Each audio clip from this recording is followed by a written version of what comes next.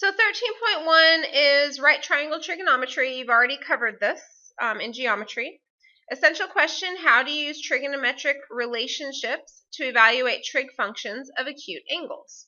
I'm going to start off by drawing a right triangle.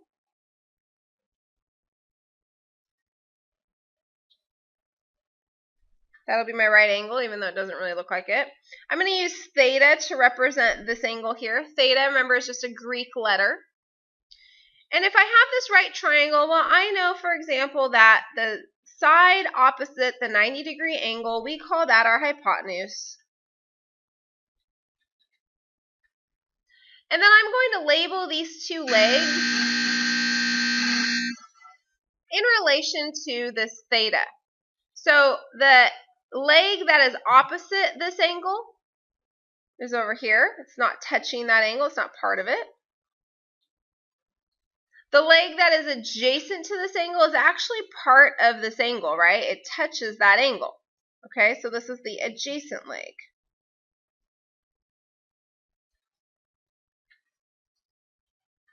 So if you remember, back in geometry, we dealt with SOHCAHTOA, which was a way for us to relate this angle to different ratios of the different sides. Now, we can only do the ratios of acute angles, and we'll get more into that later. You would not do the ratios of 90 degree or bigger. Okay, so these are just for acute angles, and it's even written right here. All right, so I'm going to write down, we got SOHCAHTOA,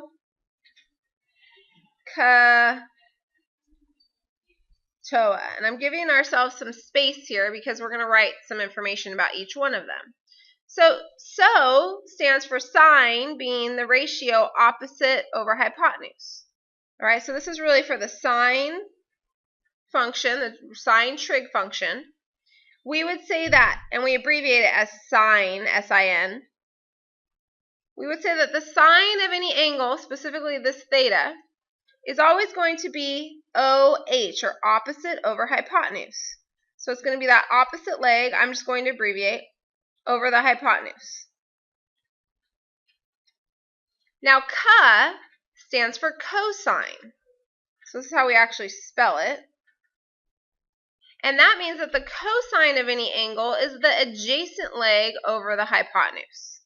So I can write it, and we abbreviate it as COS, that's a C. COS of theta will equal the adjacent leg over the hypotenuse. And TOA represents the tangent trig function.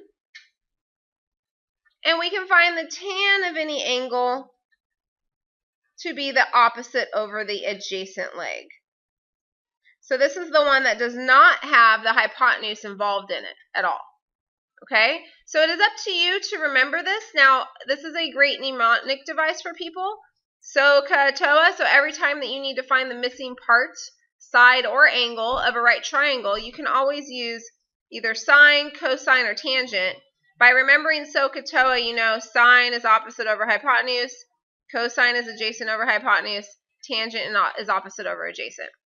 Some other people remember it as some old hippie caught another hippie tripping on acid, but you probably don't want to tell people that your math teacher taught you that. But that's been taught to me over the years by other students.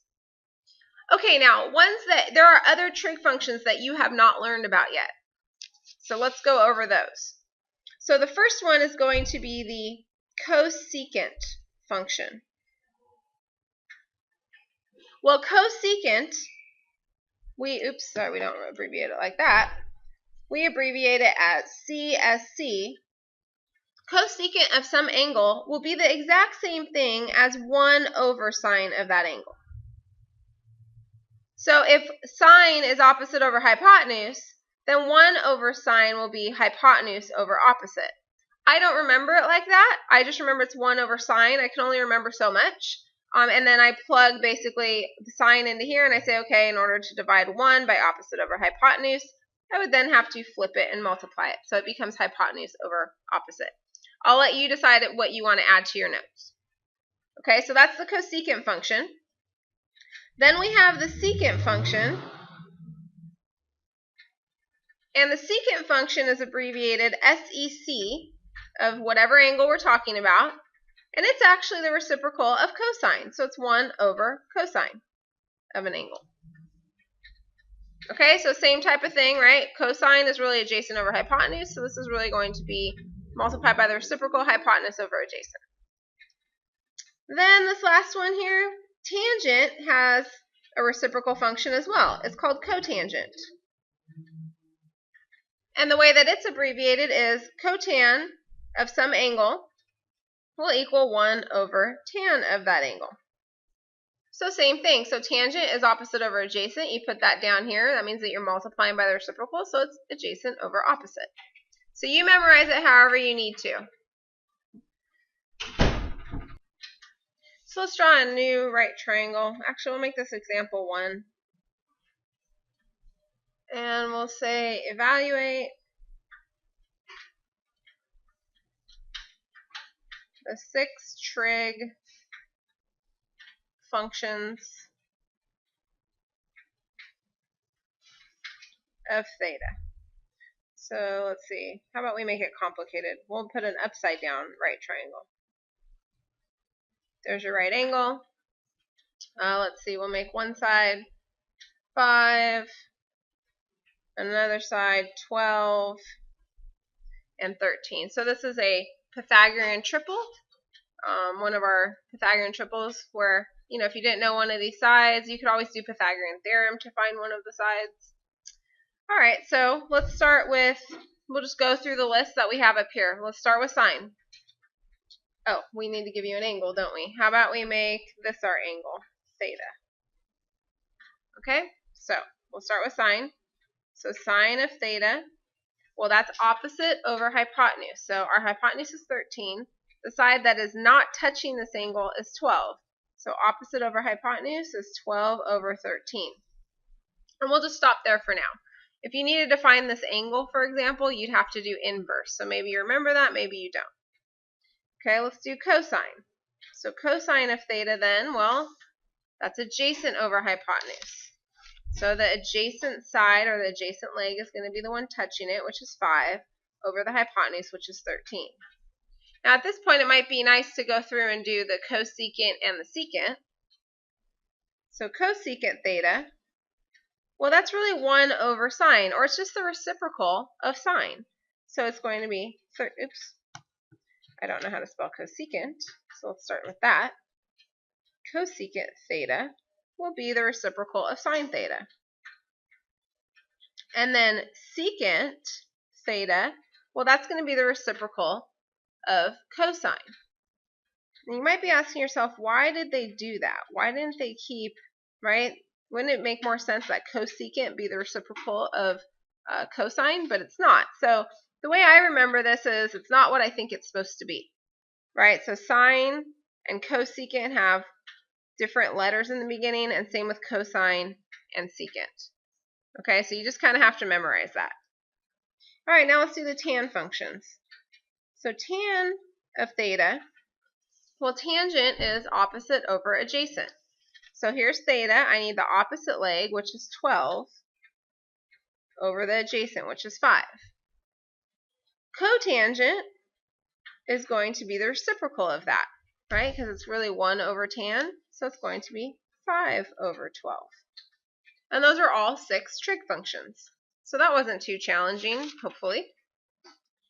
All right, so we have some special right triangles.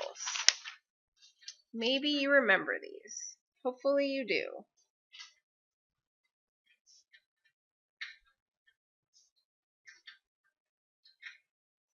There are 2 of them. Special right triangles consist of, well, pretend like this looks good. Let's see, so this will be a 60 degree, a 30 degree, and a 90. Okay, so this is a 30 degree, 60 degree, 90 degree triangle. So on this, you have a couple, we kind of label the legs a little bit differently. The one across from the smaller angle is going to be the short leg. The one across from the bigger angle is going to be the long leg. And then, of course, this side is the hypotenuse. And if you remember from geometry, I had you set up equations when we did this. So we always said to ourselves, you know, the hypotenuse will equal the short leg times 2. And then we also said that the long leg will equal the short leg times root 3. And what you'll see on my wall is you'll see that it'll always be on the wall. We'll label the short leg as A. The long leg will be then A root 3. And the hypotenuse then is 2A. And this is always up there, but you have to know how to work with them. So it might be helpful to start out, you know, it's been a year since you've looked at this stuff. So start out by writing out these equations and finding what you don't know. Okay, the other special right triangle. Let's see if I can draw it properly. Probably not. Not so bad. Is a 45 degree, 45 degree, 90 degree.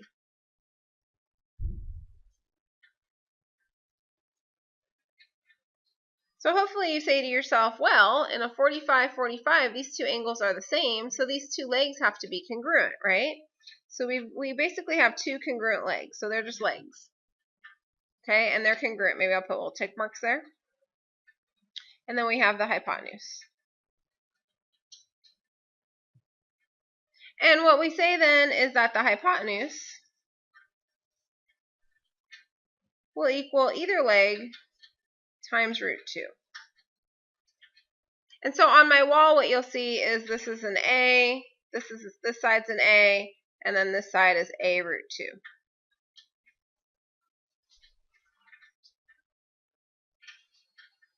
All right, so let's do an example with this. So we are going to, example 2,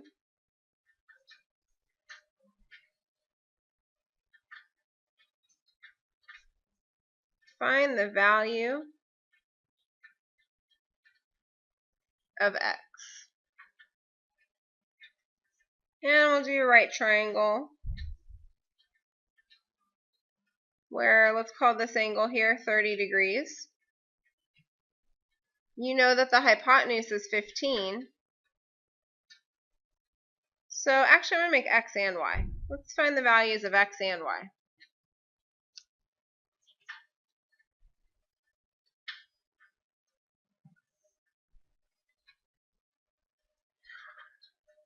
And this is a right triangle. So you should be saying to yourself, well, if this is a right angle and this is 30 degrees, that's 120, so I should have another 60 degrees here to make 180 degrees. Now I don't know my short leg, this is my short leg, and I don't know my long leg. But what I do know is my hypotenuse. And I have a relationship here. The hypotenuse is equal to the short leg times 2. So I know that the hypotenuse equals short times 2. So once I write this out, I can just plug everything in that I know. So 15 equals short is x times 2. To get x by itself, I'm going to go ahead and divide both sides by 2. So x is 7.5. And then from there, it should be pretty easy to figure out y, because the long leg, which is our y, is going to be our short leg times root 3.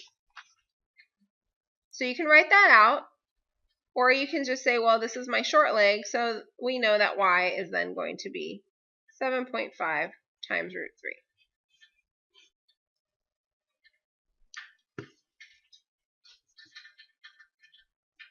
Okay. The last thing we're going to go over in this video is not 100% in 13.1. It also happens later on in chapter 13, and we'll revisit it, but it has to do with solving a triangle.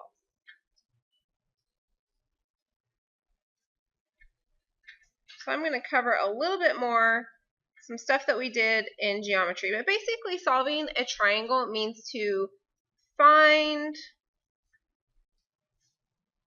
all missing sides and angles. So I'm going to use an example for this. So I'm going to go ahead and go with example 3. And we're going to say solve the triangle.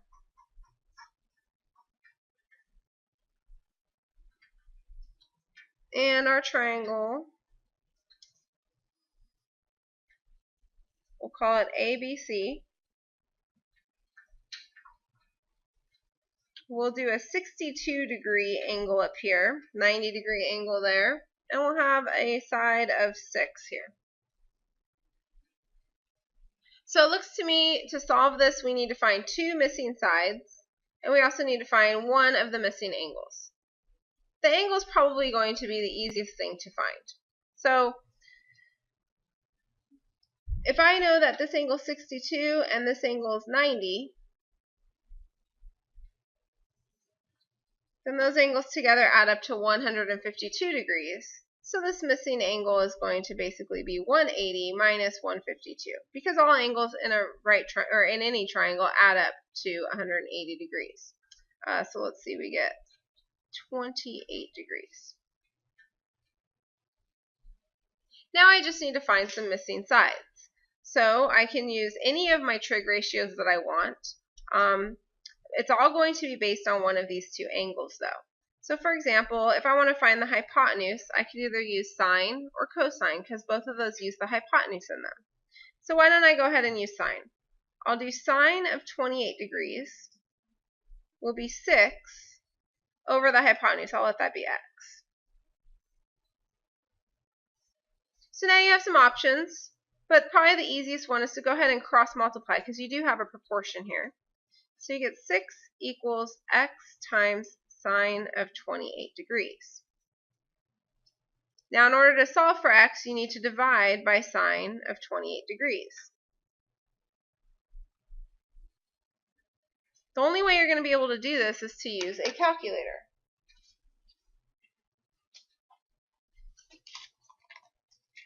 And you will not be allowed to use cell phones, so make sure that you are able to use your calculator. So what you're going to look for is that sine button. Okay, and I'm basically going to divide 6 by sine of 28. So I'm hitting 6 divided by sine of 28. So it should look like this. I'm going to make sure that I'm in the correct mode. I am in degree. You do not want to be in radian for this. You want to be in degree. So I get approximately 12.78.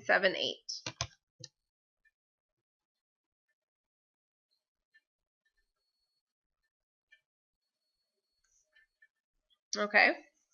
Now I'm going to find my other missing side. Now you could use Pythagorean Theorem for that, realizing that, if you use anything that's been estimated, like this side, for example, you're going to get a more estimated answer. So what you really need to do, or what I would do, is I would try to use this angle maybe and tangent, because then I have opposite and adjacent. This is an exact side. So that's what I'm going to use. But you could use sine, you could use cosine, you could use anything you want.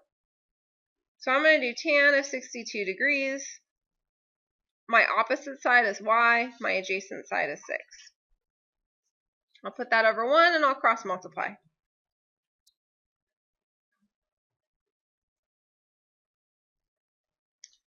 So now I just use my calculator. And you also have the tan button. I'm getting 11.28, approximately. Oh, and I should have done that with x too. It's approximately.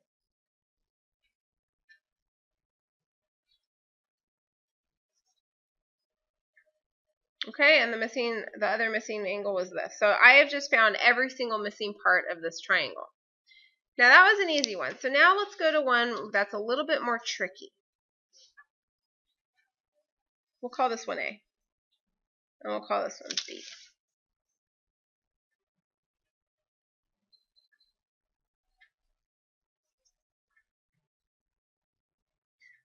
We'll put the missing angle there. We also don't know this angle. Okay. So why don't we call it alpha? How does that sound? And we are given the hypotenuse is 9 and this other side is 5.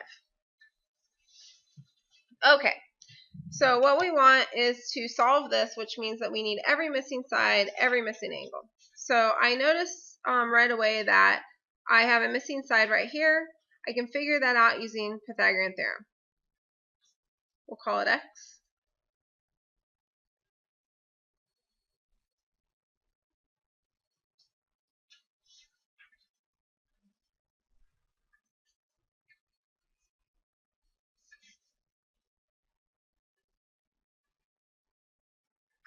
It's going to give me 6.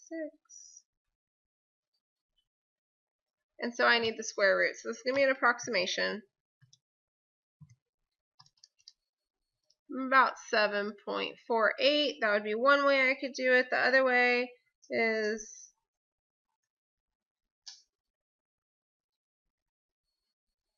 simplifying this to be square root of 7 times square root of 8. Right, because we have to take the square root of both sides.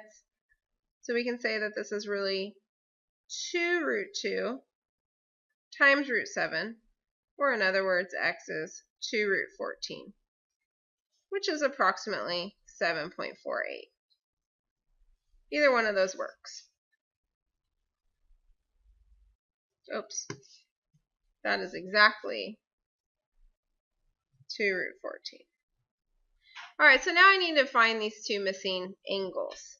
All I have is this 90-degree angle, so this makes it a little bit more challenging, but I'm still going to use my sine and cosine ratios. Or tangent, depends. Whatever I want to use, I can use. Let's start with, how about alpha? So if I want to find alpha, well, I noticed that I was given the opposite leg and the hypotenuse. So opposite and hypotenuse is sine. So I can set up an equation that says that the sine of alpha will equal the opposite over the hypotenuse. Now the problem is I need to solve for alpha here. And I can't divide by sine. So if you think about sine, I'm just going to go into my calculator. I'm going to type in sine.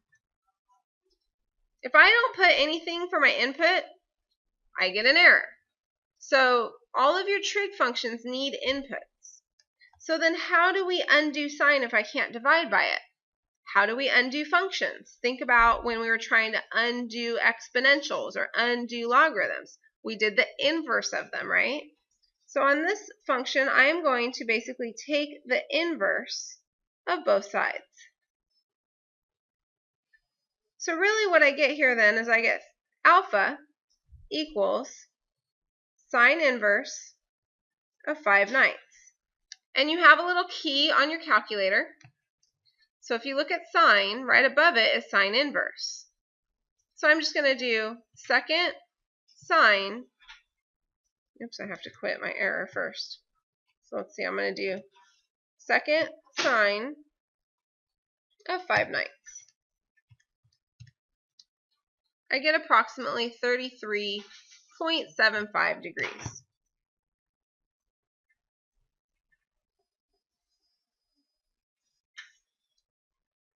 So now I have a couple ways of going about finding theta. One, I can, go ahead and set up another trig ratio, or I can take this and subtract it, add 90 to this and subtract that from 180. I think I'm going to go ahead and set up another trig ratio just so we can practice that one more time. So with theta, I've got adjacent and hypotenuse, so that is cosine. So I'm going to do cosine of theta equals 5/9. So once again, I can't just divide by cosine to solve for theta.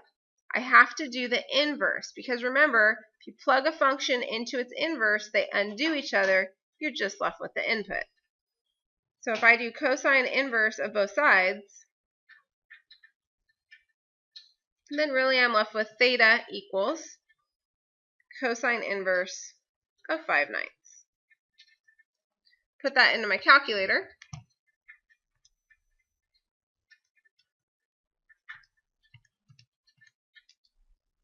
And I get approximately 56.25 degrees.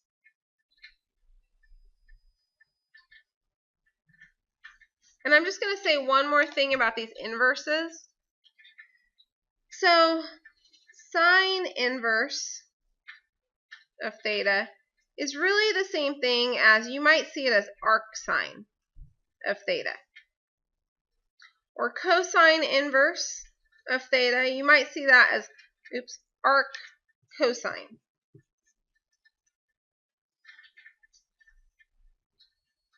Or tan inverse of theta, you might see that as arc tan theta. Okay, so these are interchangeable. Our calculators usually have these, but any online calculators like Desmos is probably going to have these ones. So it's important that you're able to realize that those are the same thing. And we're going to talk a lot more about inverse trig functions, but right now I just wanted to remind you what we learned in geometry, some really basic stuff with right triangles.